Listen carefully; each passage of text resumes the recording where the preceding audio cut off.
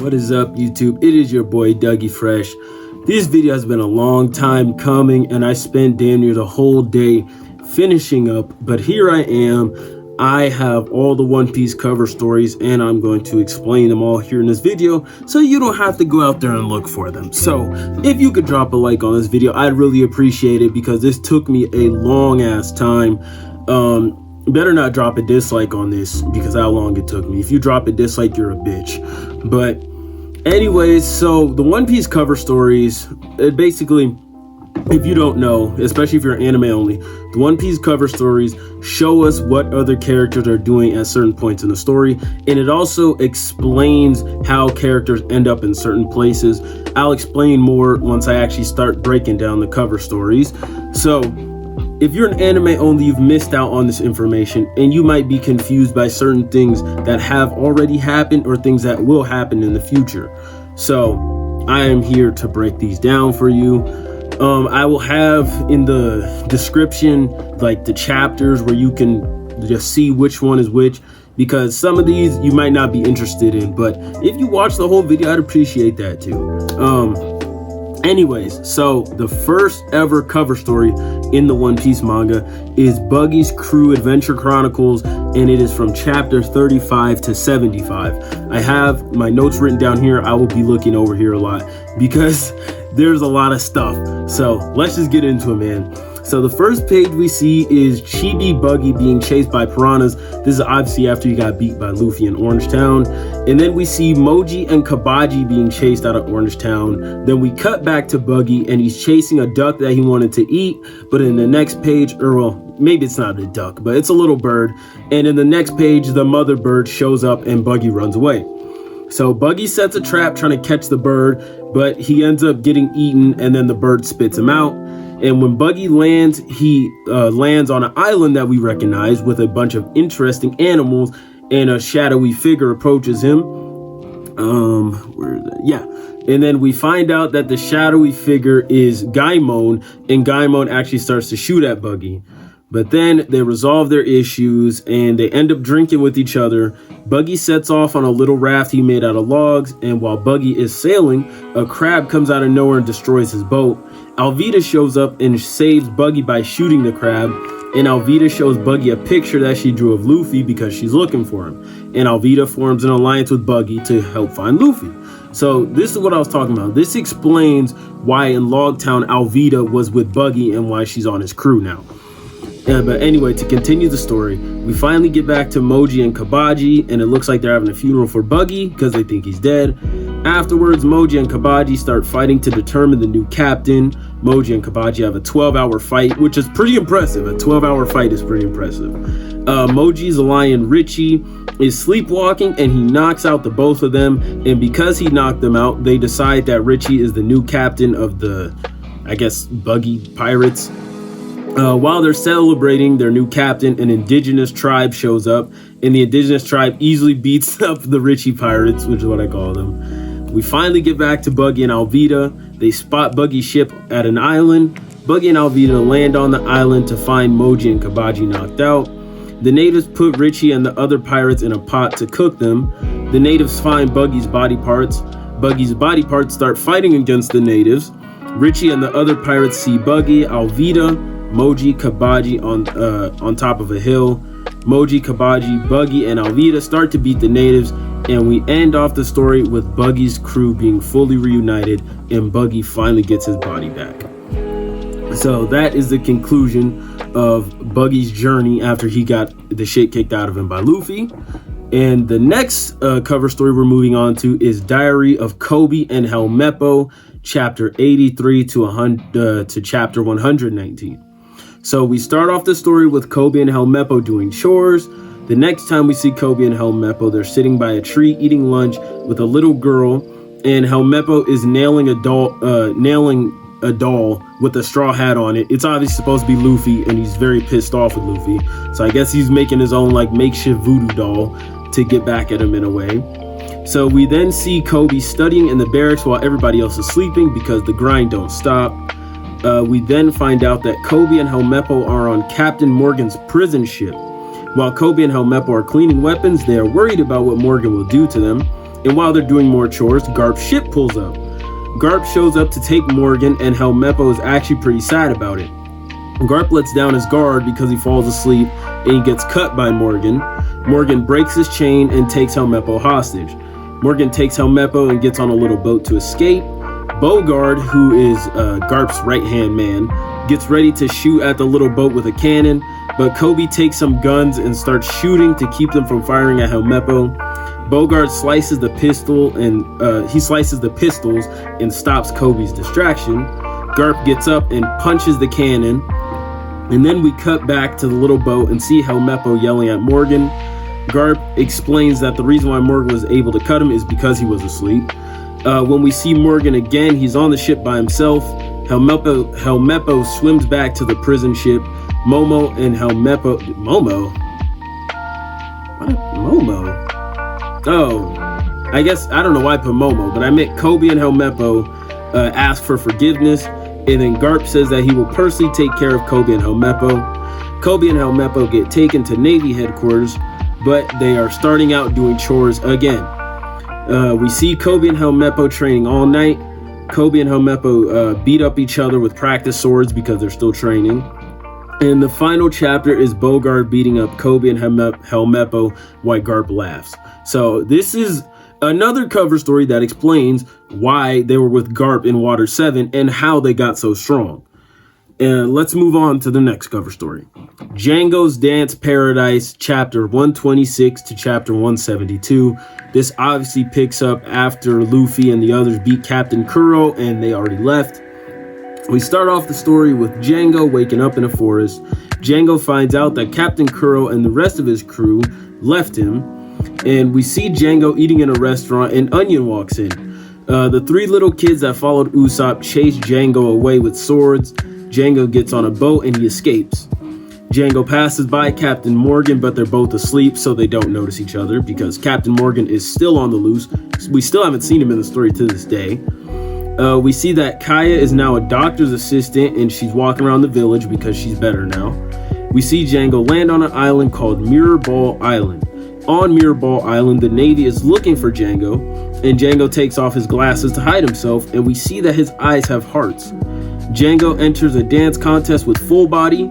Full Body is the guy who was at the Baratier, and he was the dickhead that wasted he put the fake fly. It wasn't a fake fly. He put the fly in the soup, and because Sanji embarrassed him in front of his date. That's who Full Body is, if you don't remember. So, where was I at? So yeah, Jango enters a dance contest with Full Body, and he wins first place. After the competition, Jango and Full Body celebrate by drinking together. Two Marines come to the table with Jango's wanted poster. A group of pirates known as the Tulip Pirates show up. Jango uses this as an opportunity to run. Full Body easily beats them, and Jango sails away as he taunts the Navy. The Tulip Pirates take a hostage and start beating up Full Body, but Jango comes back. Jango and Full Body work together to beat the pirates. Unfortunately, Full Body has to take Jango in, and he ends up in the naval headquarters courtroom. Full Body shows up, and the courtroom starts dancing. Jango gets acquitted, but Full Body gets demoted. Jango is about to hypnotize Full Body so that he gets their friendship, but they both spot Hina, and Jango joins the Marines. Now, Hina is going to come up later in another cover story, but she is, I believe, a vice admiral. She kind of has like a friendly relationship with Smoker. They call her Black Cage Hina because her fruit allows her to like trap people in cages and stuff. But yes, this also explains, I believe we saw them in Marineford why we saw Jango in Full Body as part of the Marines. Because I didn't know about this cover story at that point, so I was like, why the fuck is Jango on the Marines and how did he get there? So that explains that. Now, let's move on to another cover story, Hatchans Seafloor Stroll, chapter 182 to chapter 228. Now, the story opens up with Hachi jumping off a Navy vessel. Hachi starts making his way to Fishman Island, and along the way, he saves a panda shark. The panda shark takes Hachi to his house and gives him some meat. Hachi gives the meat that he got from the panda shark to a starving man on an island. The hungry man gives Hachi a ring as thanks. Hachi runs into a goldfish princess who lost her ring. She takes the ring and gives Hachi a golden trident. Then we see a sea boar getting chased by a sea monster, and Hachi saves it using the golden trident. Inside the boar's mouth, Kami and Papagu pop out, and as Kami is thanking Hachi, the micro fishman pirates pull up. Where's that? Hachi actually knows them and lets them take Kami for a map to find octopus fritters. Hachi wanted to find the map so that he could find a female octopus fishman. It turns out that the map just led Hachi to a giant octopus instead of his girl. Hachi goes after the macro pirates who are going to sell Kami. Hachi destroys the ship and beats up the pirates, but they say that they didn't trick Hachi. Hachi goes back to the giant octopus and finds a jar that has a secret ingredient and he also has Macro's treasure. The woman who Hachi is looking for is named Octopaco, and she runs into some catfish. Hachi runs into the same group of catfish and they're starving. Hachi exchanges the treasure he stole for cooking supplies. Hachi, Kami, Papagu all together open the octopus fritter shop. After they feed the catfish, Hachi saves a box of fritters that he can use to propose to Octopaco. Octopaco is attracted by the scent of the octopus fritters, but an old catfish shows up late, and Hachi has to decide whether he wants to give the box of fritters to Octopaco or the old catfish. He chooses the old catfish, and Octopaco punches him. As they're sitting on an island, Hachi remembers a dream that he had to run an octopus cart. The catfish repay Hachi by making a boat for him to use his octopus fritters. So that explains that. Honestly, I feel like I don't have to tell y'all what happens after these cover stories because you know the after, but this is just to tell you how we got to the after. So anyways, let's move on to Wapol's Omnivorous Stroll, chapter 236 to chapter 262. The story opens up in a forest where we see footsteps and bite marks in the area. We then see Wapol by a branch factory with a tree coming out of his head, and then we see him in lamp form lighting up the forest. These were basically just Wapol using his powers. So he ate a tree and it became a tree. Then he ate a lamp and became a lamp. Wapol decides to turn himself into a bench, and he scares two people that are going to sit on him. Wapol starts to rampage and eat the town. Some Navy officers catch Wapol and handcuff him, and we get to check in with Dalton in the Drum Kingdom. Wapol escapes the officers and runs across the beach. Wapol is sitting among a pile of trash, and a kid comes up to him. The next time we see Wapol, he's sitting in the corner begging. He goes from begging on the street to sitting under a bridge. Wapol either spots... I couldn't tell whether Wapol made a toy or if he just saw a toy. So Wapol spots a little robot toy walking that's across from him. It's on the other side of where he's sitting. And then a bunch of children start to come and play with the toy. Wapol starts to sell toys so that he can make money. He opens a proper little store to sell his toys. Business starts to pick up and kids start to swarm his shop. A scientist gets a hold of one of Wapol's toys and examines it. They discover that Wapol's toys are made out of a special alloy, and they call it Wapol metal. And they start to celebrate for him. Wapol expands his influence and opens a huge toy store. Wapol then just continues to expand and goes full corporate with his business. Wapol marries Miss Universe, which is basically you know how we have Miss America and shit like that. It's basically who he marries. Wapol has finally gained his influence back, and he sets his sights on the world.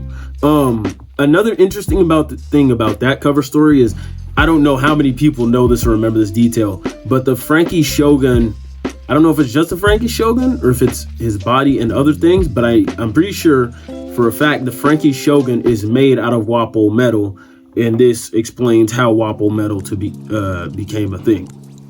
But anyways, let's move on to the next cover story, Ace's Blackbeard Search, chapters 272 to chapters 305. The story opens up with Ace being chased through a town because he didn't pay his tab. Ace gathers information on how to find Blackbeard, and Ace ends up kicking a guy named Dr. Blackbeard because he got confused because they look similar. Ace gets thrown into the river for his mistake, and Ace gets pulled out of the river by a little girl. Ace wakes up and he's on a little farm with the girl. The girl gives Ace a letter to deliver, and he sets off.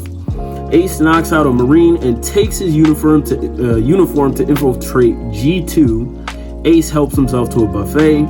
Ace knocks out another random Marine for making a disrespectful comment about Blackbeard, and Ace beats up a Marine commander and steals his uniform.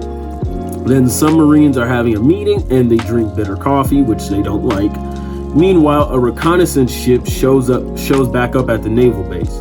Some pirates set fire to the boat and the top secret information starts to burn up. Ace dives into the fire to save the information, but they figured out that Ace is Fire Fist Ace, and he tries to run away from the base, but he comes back because he forgot to drop off the girl's letter, and the little girl's name is also Moda, for those who want to know. Ace rides off on his tiny boat with the new information that he got on Blackbeard, and then we cut back to Moda's island. So one of the Navy vessels from the base makes its way to Moda's island so that they could buy some milk. We find out that 2 of the cooks on the boat were Moda's parents. We then see that the Navy is enjoying their coffee. The final chapter of the cover story shows Ace standing triumphantly as he sets off to find Blackbeard. Now, the next cover story I think is pretty interesting because when Alabasta comes into the story, there will be a character there that many people will be like, huh? Why is he there? And I'm about to explain it to you. So the next cover story is Gedatsu's Accidental Blue Sea Life. Now, if you don't remember who Gedatsu is, he is one of Enel's priests, and he's the one that will forget to breathe and cross his arms the wrong way. It's that guy. I'll put an image of him up so you guys can know what I'm talking about. But anyway, this cover story runs from chapter 314 to chapter 348. So we open up the cover story with 2 birds looking up with a surprise as Gedatsu falls from the sky. Gedatsu falls down onto an island full of holes, and Gedatsu surprisingly survived the fall, and he woke up sitting next to a man who was occupying the island. We find out that the man's name is Goro, and he dreams of a hot spring island, which is why he has been digging holes. Gedatsu tells Goro that he has decided to become the boss of the Blue Sea, and then these events just take place over the course of a couple days while Gedatsu and Goro are digging. So Gedatsu forgets to breathe while he helps Goro dig. As Gedatsu and Goro are taking a lunch break, Gedatsu tries to put the sandwich in his ear because he forgets how to eat because he's dumb as hell. The next day they dig, Gedatsu forgets to blink and holds his eyes open. And the next day, Gedatsu forgets to bathe as he and Goro heat up some water for their hot spring. I guess it was to take a bath. That actually makes a lot of sense. So the next day, they go to dig, and Gedatsu digs while standing up on a wall like an idiot instead of standing on the ground.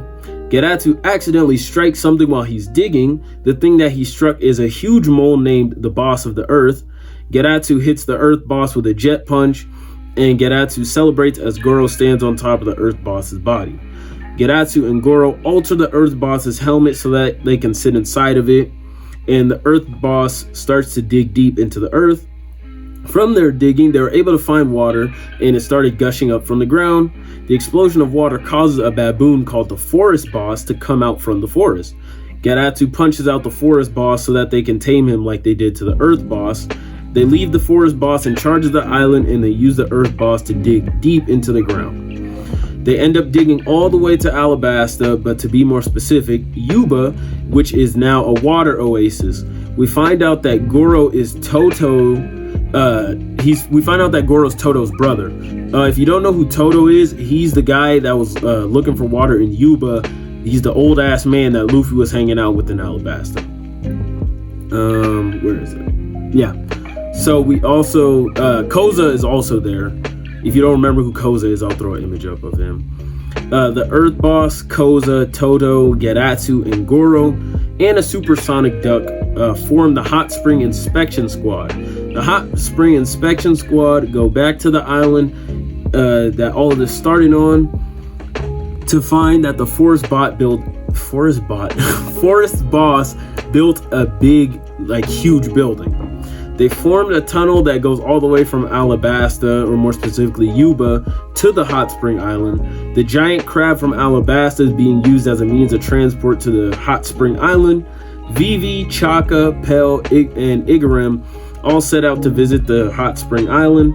And the story ends off with the men and women enjoying their own separate baths. So yes, once we go to Alabasta again, Gedatsu will most likely be there, and a lot of people would be shocked about that. But not you, because you're watching this video. And if you haven't yet, please drop a like. If you're even watching this far into the video, please drop a like. All right, next cover story. Miss Goldenweek's Operation Meet Baroque Works? Yeah, Miss Goldenweek's Operation Meet Baroque Works, chapters 359 to chapter 413. So we begin the story with the house made of wax in the jungle. We then see Miss Goldenweek requests a newspaper from a news coup. Miss Goldenweek, Miss Valentine, and Mr. Five all look into the newspaper to see that Baroque Works has collapsed. Miss Goldenweek decides that they should go break out Crocodile and the other members of Baroque Works. Goldenweek paints on a crocodile on a pterodactyl to tame it so that they can fly it to the prison. The trio sets off from Little Garden to accomplish their goal. After they leave, Dory and Buggy start fighting again, and as they're flying, it starts to rain, and the rain washes away the paint that was on the pterodactyl. The pterodactyl knocks them off its back, and they fall onto Vacation Island. The trio finds out that the Navy just so happens to be on Vacation Island at the moment. Hina is sitting in a chair while Full Body is looking at a picture of Mr. 3, and Jango is just sitting there standing next to him. That makes no sense. The trio is standing in front of a wanted poster of Mr. 2, and by the trio I'm talking about Miss Goldenweek, Miss Valentine, and Mr. 5. The trio decides to disguise themselves so that they can remain undetected from the Navy, but Hina immediately recognizes them even with their disguises. Hina immediately goes into action by taking down Miss Valentine and trying to kick Mr. 5. Mr. 5 and Miss Goldenweek make their escape from the Navy. They put up posters for the trio so that everyone will be looking for them. While all this is going on, Mr. 3 is trying to escape from the same island, but before he can leave, Mr. 2 shows up. We check back in with Mr. 5 and Miss Goldenweek. They're looking out at the dock, and they see that Hina has Miss Valentine strapped up on display. Then Mr. 3 surprisingly rolls up in front of Hina tied up with rope, saying that he surrenders. But it turns out that Mr. 3 is actually Mr. 2, and he starts using his karate to fight back. Mr. 2 beats up the fodder and gets ready to face off with Hina. As Mr. 2 is fighting, Miss Goldenweek and Mr. 5 take Miss Valentine and run. The trio takes over a Navy ship and escapes. They make their way to the Navy prison, and they pretend like they got captured to enter the prison. Inside of the prison, we see Crocodile, Mr. 1, and Mr. 4 sitting in a cell. The trio finds Miss Doublefinger and Miss Groundhog's Day and sets them free. The group goes on to Crocodile's cell and sets them free as well. Everyone except Crocodile and Mr. 1 escape the prison because Crocodile don't give a fuck and he just wants to stay. On the escape ship, Miss Goldenweek paints disguises for everyone. And these disguises, I think, are basically like their dream jobs or like whatever they want to be in their dreams. So the rest of them turn into some other stuff. But Mr. 1 turns into a superhero, and Crocodile turns into the Pirate King. The remnants of the Baroque Works find an abandoned saloon in the desert. They fix the place up and call it Spider Cafe. We see that Mr. 2 and Mr. 3 were also captured and thrown into a cell with Crocodile and Mr. 1.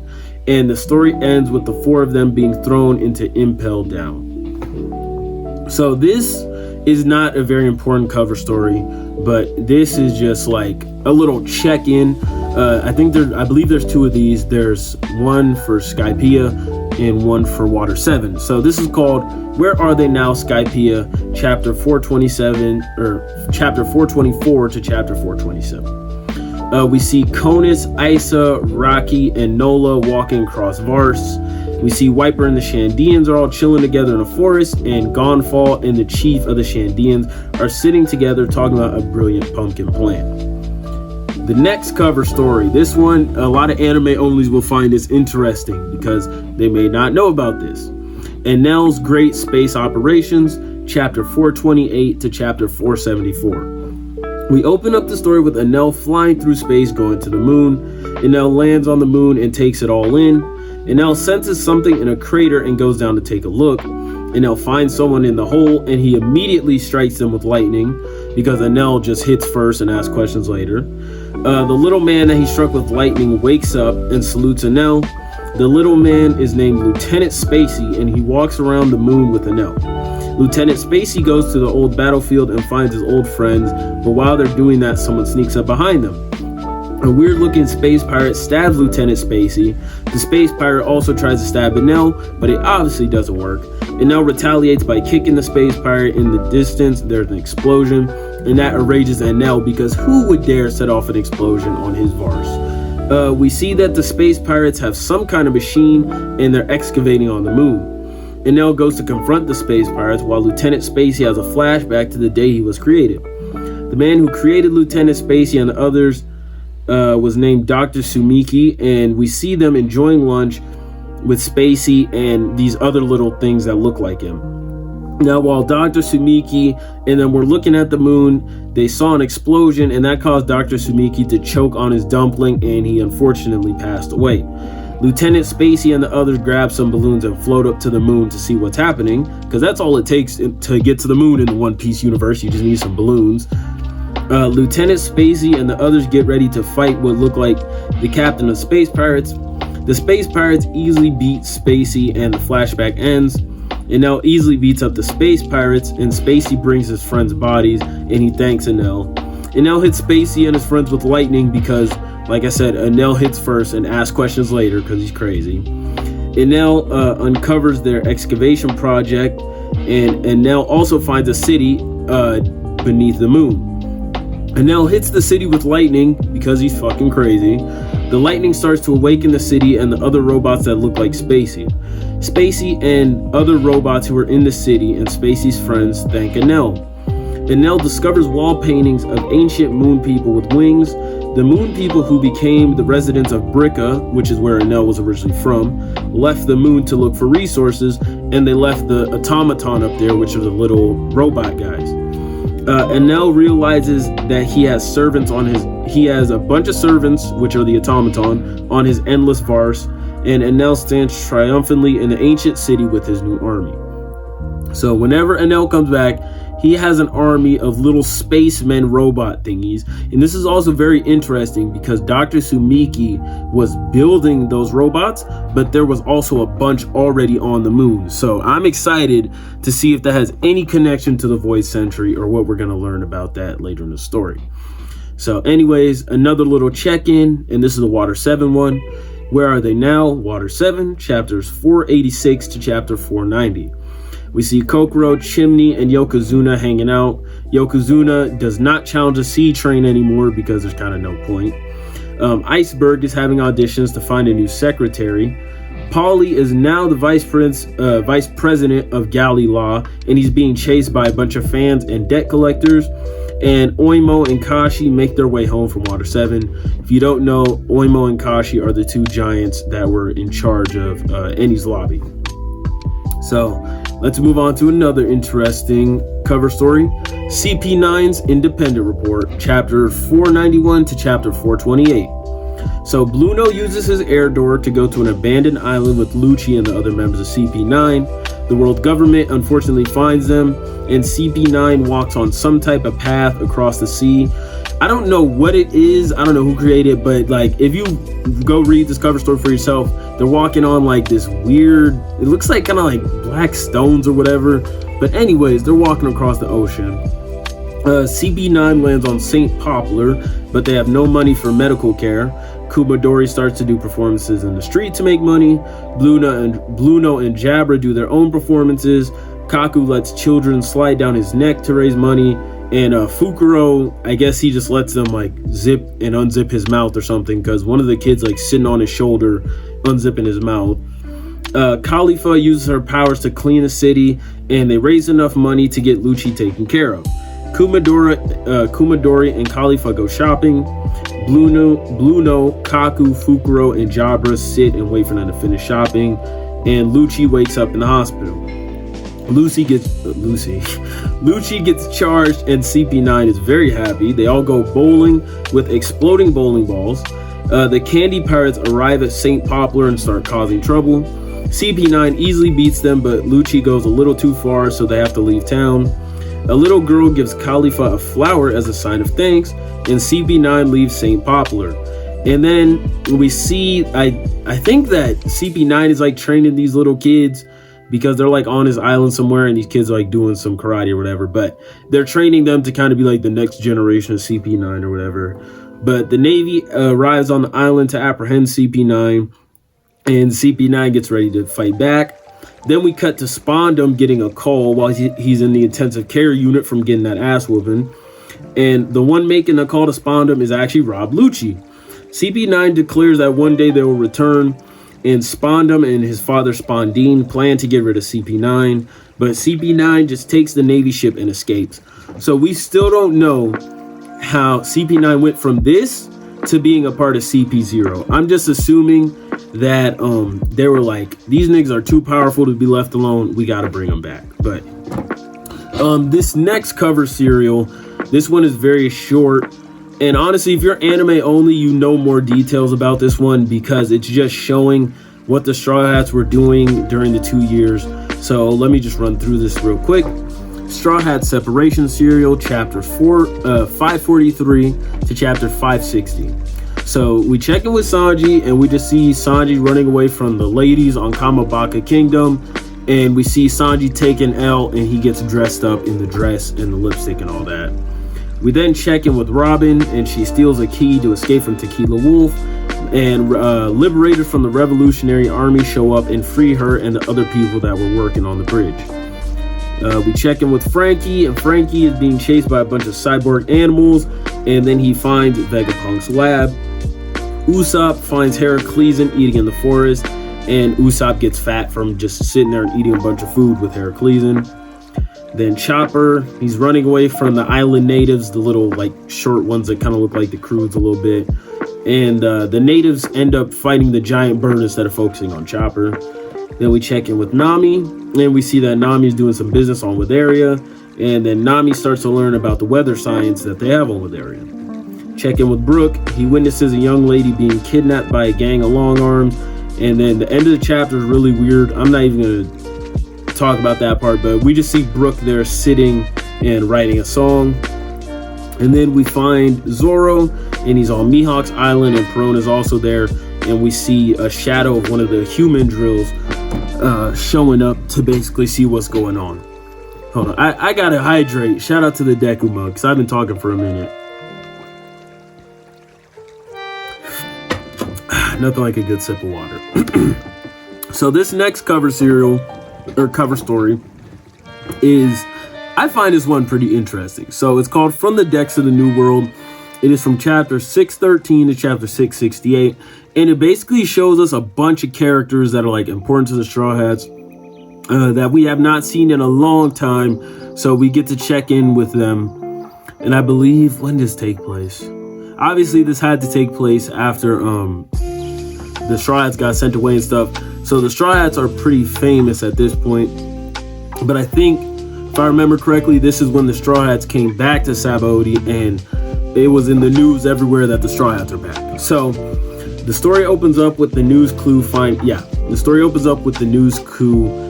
delivering the newspapers talking about the Straw Hats return. Fuchsia Village is celebrating, and we see Makino holding a baby. Everyone's happy except for the mayor, Whoop Slap, because he's like, Luffy is giving us a bad name. The Don and the bandits are also celebrating, and they have their own little Straw Hats. And then we see Rika. She's the girl who gave Zoro the rice ball when he was tied up at the very beginning of the story. And she is cooking some rice balls for some Marines. Then we see Koshiro visit Kuina's grave, and he delivers the newspaper. In Orange Town, they're having a grand opening of Shushu's giant pet store. Shushu is the dog that was protecting the pet store, if you even remember that. Gaimon is no more alone on his island because now there's a girl who's trapped in a barrel, and her name is Garfunkel. Usopp's gang from Syrup Village is reading the news. Kaya is studying medicine as Mary fights off a bunch of male suitors that are at her door. Johnny and Yosaku have their own fishing boat. Zeph is sitting reading the news on a bigger and better Baratier. We also find out that the Baratier has like 2 extension ships. It has a dessert vessel that floats under the water, and it also has a hot plate ship that has Sanji's face on it. Nojiko dang, what's this dude's name? I forgot. I think it's Garo. He's the guy that has the pin. I wrote it in like one of the other cover stories, but he's the guy that has the pinwheel on his head, and he's kind of like the mayor of Kokoyashi Village. But anyways, Nojiko, the mayor guy, and some other people from Kokoyashi Village are all happy to see the news. And in Logtown, Ippon Matsu puts up a picture of Zoro above his bathtub. If you don't know who Ippon Matsu is, he is the guy that gave Zoro Yubashiri and Sandai Katetsu. At Twin Capes, Crocus shares a drink with an unknown person, and Laboon is in the background. Now, this was very interesting because a lot of people thought this person was Oden, but it's clearly not because Oden is dead. So we still don't know who this person is till this day. Mr. Nine and Miss Monday are sitting at Whiskey Peak with a baby that they had. Miss Monday is the lady that Zoro beat up when he was beating all the mercenaries up at Whiskey Peak. He like held her with one hand. It was pretty badass. And Mr. Nine is the dude with the baseball bats. Not to be confused with Mr. Four. Anyways, Dory and Bragi are still fighting as the newspaper rained down on them. Wapol is enjoying his life in the Evil Drum Kingdom with his wife. In the Sakura Kingdom, Dalton is reading the newspaper. Dr. Kureha has formed a medical center with the 100 doctors that Wapol took away. In Yuba, Koza and Toto are reading the newspaper.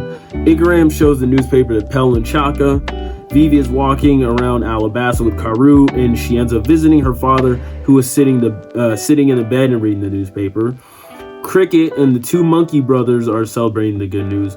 Cricket is the descendant of Nolan, and I forgot the two monkey dudes' names. And then we just see a south bird, a north bird, an east bird, and a west bird all sitting in a forest. The ticket saleswoman from the beginning of Skypiea, who let them pass through but still snitched on them, she's sitting in front of a place called Wago Mooland, and it has a statue that looks like Usopp, which is really weird. Skypiea now has a rubber band theme park, also thanks to Usopp. Wiper and the Shandians have become God's bodyguards, aka Gonfall or Gonfor, whatever you want to call them. And the Shandian chief and Gonfall are all sitting on top of both sitting on top of pumpkins, enjoying a drink together. Tanjit finally catches up to his people, and he has grandchildren now, which he finds out.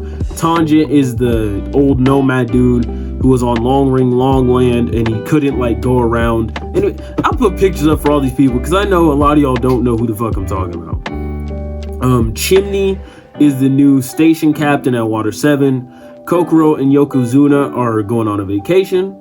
Mose and Kiwi have opened a bar on Water 7, and Lola and the two guys that were like rolling with her from Thriller Bark are at the bar enjoying some drinks. Iceberg ends up finding a secretary, and she's like this little 10-year-old girl, but he hires her. And they were finally able to complete the second sea train on Water 7. The Frankie family has turned themselves around, and they're doing legit business now. Perona is chilling with her little stuffed bear guy on Thriller Bark. I forget his name. Hannibal, this is actually pretty interesting information. So Hannibal is the new warden of Impel Down, and Domino is now the chief guard. And there's a new jailer beast named Minnow Chihuahua. So there's a new awakened zone in charge of Impel Down, and it's it's not a little chihuahua, it's a big chihuahua. But we also find out that Magellan got demoted to vice warden, and Mr. 2 is the new queen of New Kama Land. We just see Ivankov reading a newspaper, and then we see Whitebeard and Ace's grave with some things that we believe that Sabo left for them, or they could have already been there. But anyways, there's another, what's it called, Dex from the World, something like that. There's another one later on down the line, but right now we're talking about Caribous Kehihihi in the New World, chapter 674 to chapter 731. So the story opens up with Caribou trying to kidnap some mermaids, but Jinbe puts a stop to that. Jinbe puts Jinbe puts Caribou in a barrel and takes him away, but Korobu, who's Caribou's brother, shows up to try and free his brother.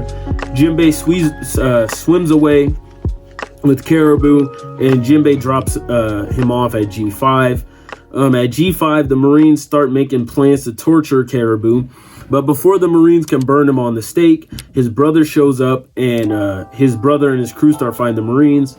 Caribou frees his brother, and Caribou takes their ship and leaves his brother to get caught. Caribou ends up in a bad storm. He abandons the ship and his crew and gets on a smaller escape vessel. Caribou ends up on a random island knocked out, but when he wakes up, he's in a bed, and there's a random old lady taking care of him.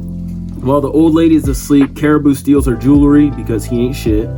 The old lady gives him a lunchbox, and he points him towards the harbor. And then these random guys come up to Caribou and start calling him Captain Gabaru, and he's like, I don't know who that is. Anyways, I'm sorry, I've been recording for a while, and I just had to make sure it was still recording. So yeah, they start calling him Gabaru, and Caribou's like, who the hell is that?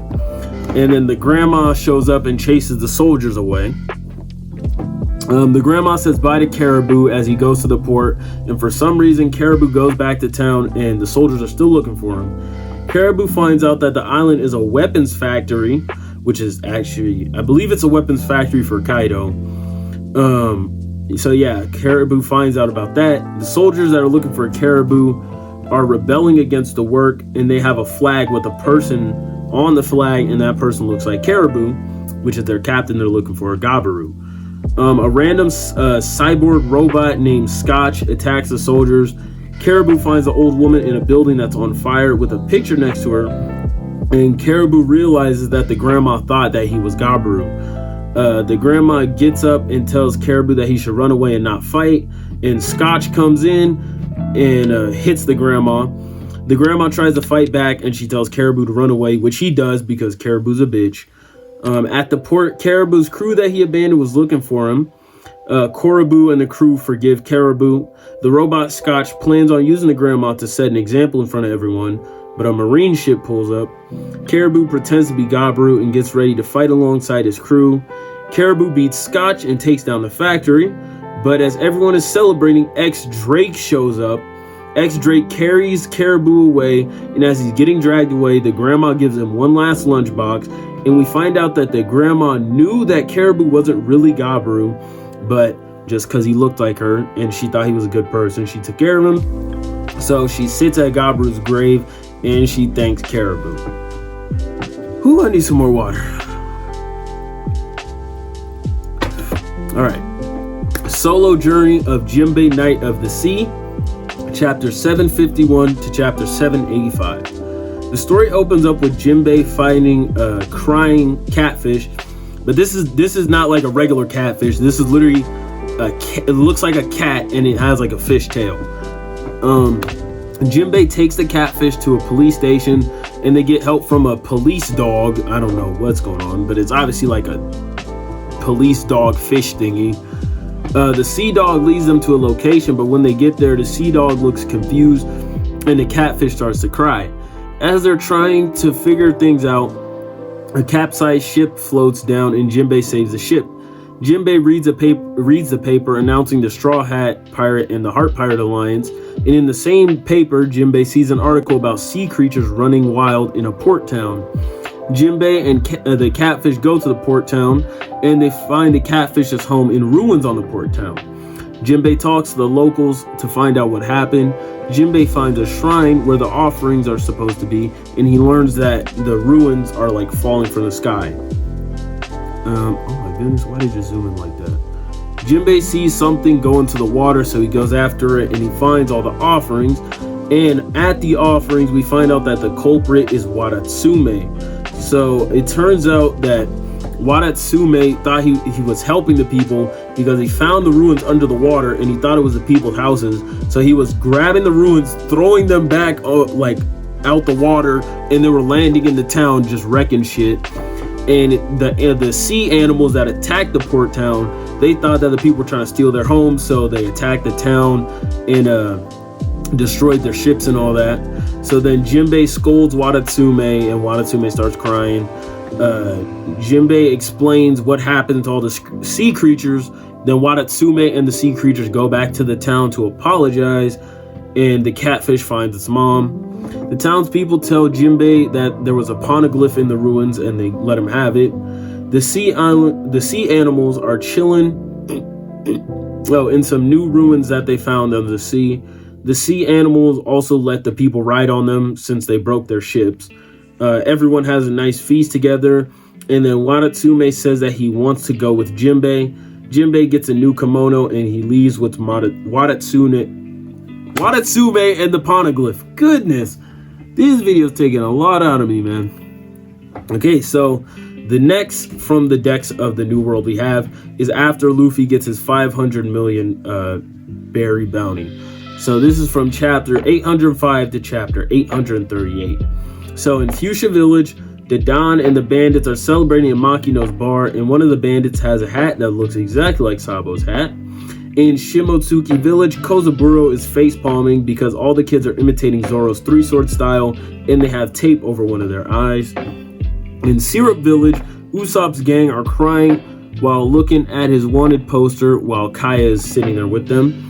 At the Baratier, Patty is laughing because the Sanji face on the hot plate ship was based off of Sanji's old wanted poster, and it looks ridiculous. And we also just see Zeph's sitting there smiling. In Kokoyashi Village, Genzo, that's the pinwheel dude's name. Genzo is upset with the picture that they decided to use for Nami's poster, as Nojiko admires a big poster of it that they put up. Laboon is having a good time, and Crocus is just sitting there reading the paper. Dalton shows Dr. Kureha the paper, and a bunch of soldiers have hats that look just like Chopper's hat. Karoo is trying to cut Luffy's picture out of the newspaper while Vivi looks over Alabasta. In Water 7, Iceberg, Polly, Kokoro, Chimney, Yokozuna, the main guy from the Frankie family, I don't know his name, and the one dude from Gali Law who has like the one spike in his hair that he pushes it down and it pops up somewhere else, and the other dude with the like big beard, they're all looking at Frankie's bounty and they're like, damn, like this nigga out here doing shit for real. On Baltigo, Koala, Sabo, and Dragon are looking at the Straw Hats' new bounties. On Baltimore, the dad and the son who helped Frankie out and the cyborg animals are all looking at his bounty. Yeah, so if you saw the anime, you know more about the father and the son. In Torino Kingdom, the natives are looking at Chopper's bounty. That's where Chopper was at. On Sabaody, the Long Arm Gang is upset by looking at Brooks' bounty. Heracles still hasn't made his way to the Boing Archipelago, but he's sitting there reading the newspaper. The scientists on Witheria all have some like new outfits that they're excited to show Nami when she comes back. And the human drills are gardening as Mihawk and Perona look at Zoro's bounty. At Kamabaka Kingdom, Ivankov and the ladies are preparing for some type of dinner. And at Fishman Island, Shirahoshi and her brother, I don't remember, I think it's her older brother, or the oldest one, are watching some kids that have their own straw hats on running around. On Sabaody, Rayleigh is showing Luffy's bounty at a gambling hall. On Ruskaina, someone is showing all the giant animals Luffy's bounty. Ruskaina is the island where Luffy was fighting all the giant animals, obviously. I don't know if it's Margaret or who it is, but someone's showing them Luffy's bounty poster and they're like crying and stuff. Aokiji is reading the newspaper on a random island, and on a certain island, Oda specifically may say on a certain island, Yasop, long-haired guy with glasses, and Monkey Man are looking at Usopp's bounty. By long-haired man with glasses, I meant the like tall dude with like neck tattoo and the sunglasses on Shanks' crew, and Monkey Man, who is actually being controlled by the monkey with armament hockey, or not armament hockey, Conqueror's hockey. That's not a theory, that's actually true, look it up. Shanks, Rockstar, and Ben Beckman are all looking at Luffy's bounty poster, and it says they're at a wedding. So the next cover story we got is the stories of the self-proclaimed Straw Hat Grand Fleet, chapter 864 to chapter 919. So we check in with Cavendish on the beautiful pirate ship. Cavendish is having a flashback to when he was a kid because he's trying to explain a story.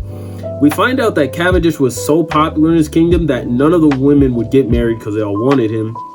Cavendish got ran out of his kingdom because of that, and Cavendish explained all of this just to tell his crew not to shoot at these ships that are following them because they're not enemies, they're actually just women that are in love with him. Then we check in with Bartolomeo. This one's actually pretty interesting, and I'm pretty sure we get to see the repercussions later on. But the Barto Club pulls up to some random island to cause trouble. Bartolomeo beats up the biggest guy, and everyone else just surrenders. Bartolomeo starts selling Straw Hat stickers. The townspeople tell Bartolomeo that the island is protected by Shanks, but Bartolomeo basically says, I don't give a fuck, and he burns Shanks' flag. So Shanks is definitely not going to be happy with that. We then check in with Don Sai, and the Hoppo Navy is returning home. Sai has to tell his not-so-attractive fiance that he's getting married to Baby 5. His fiance beats him up, and this man that seems to be her father, or maybe he's the ruler of Kano Kuni, he is very upset, and he's basically chewing out Don Chinjiao. We find out that Sai's ex-fiance already has 25 husbands, and she just wanted to make Sai her 26th husband. But it ends off with Don Sai and Baby 5 getting married. And then we see Ideal and Blue Gilly on their way. They find two ships shooting at each other. Abdullah, Ideal, and Blue Gilly join the fight and beat up both sides. They find out that they're fighting because of a 1,000-year-long long arm and long leg conflict. Abdullah, Jeet, Ideal, and Blue Gilly stop at a random island to make a new flagship using the parts of the other ships. Ideal and Blue Gilly's crew leave the island and leave the long arms and the long legs marooned to fight each other or whatever, because they basically say, we don't care what y'all do. And they all decide that they're going to become pirates officially. Then the next story is following Leo and the Tontatas. Leo and the Tontatas decide that they're going to become pirates officially as well. The Tontatas help the rebuilding efforts in Dressrosa. Some shipwrights build them their own little ship. They love their ship and they name it the Uso Land. The Tontatas also get the honor of being escorts for King Riku to the Reverie. Sorry, I gotta hydrate again. So, excuse me. For Hyrudine's portion of the cover story, it's not really like a story. It's just showing like his crewmates, and yeah, that's basically all it is. It opens up with Buggy finding out that Hyrudine and the other giants quit his crew. But the reason why this is kind of interesting is because there's the giants, well, counting Hyrudine, 3 giants, counting him, that were in Big Mom's flashback at Elbaf. Now, it was Hyrudine, who's the captain, Road, who's supposed to be the navigator, and Girth, who's supposed to be the doctor.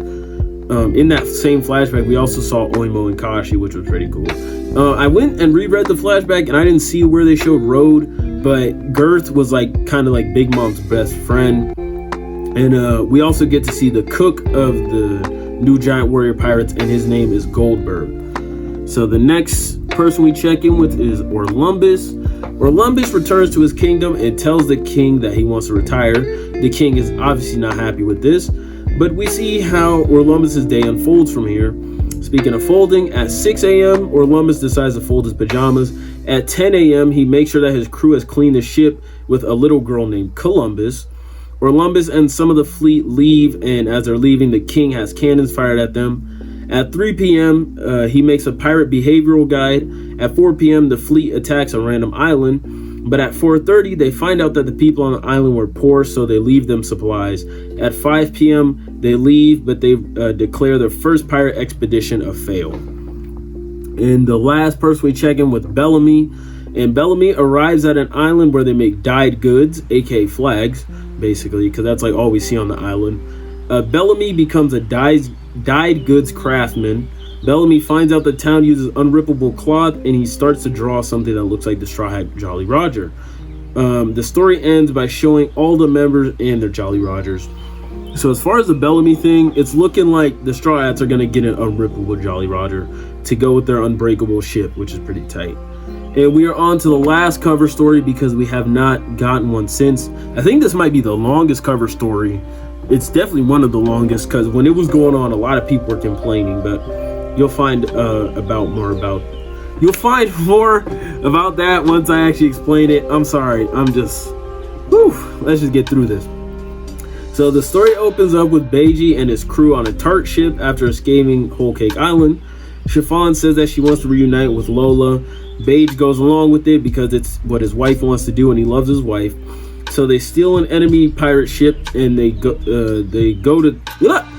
to go to Thriller Bark, but they can't cross the red line because while they're doing this, the reverie is going on. They go to Dressrosa to pick up supplies, and some guys on Dressrosa confuse Chiffon for Lola, and they're like, oh, we're happy for you, finally found a husband.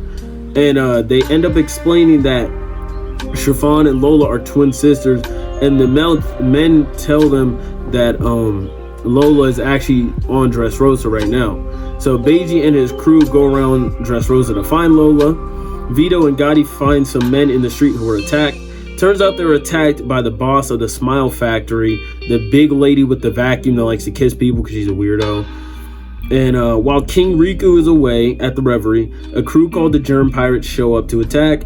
They go around trying to infect people with this thing called the Kiss Kiss Germ. Beiji and Vito take some of them out.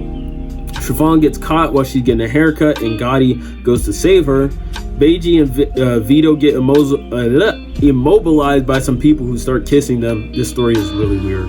Don't ask me, I didn't write it. Gotti fights the Marines and successfully saves Chiffon, but to his surprise, Chiffon gives him a kiss on the cheek, but it turns out it's not Chiffon, it's actually Lola. And Lola and Chiffon end up meeting up with each other. Some people were upset with this because they kind of wanted to see this in the actual story. But I honestly don't mind it that much because we have a lot more important stuff that the story should be focusing on.